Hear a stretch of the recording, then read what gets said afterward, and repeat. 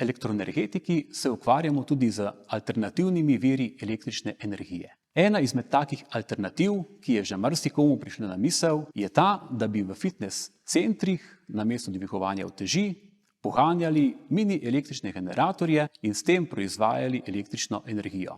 Da bi lahko študentje na lastni koži izkusili, kaj pomeni proizvajati električno energijo z lastnimi močmi, smo sestavili tole električno kolo. En študent je sestavil samo električno kolo in ga preuredil tako, da pri poganjanju proizvaja električno energijo in polni akumulator. Drug študent je kolo nadgradil z merilnim sistemom na platformi Arduino, ki meri trenutno moč in proizvedeno električno energijo.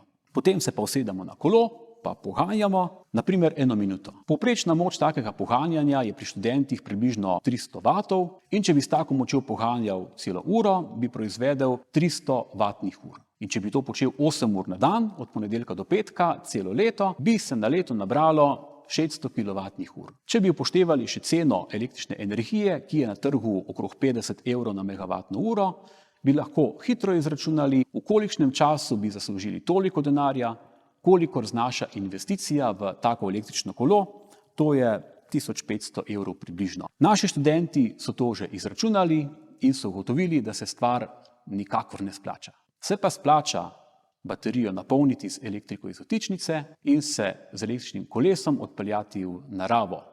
To se pa splača.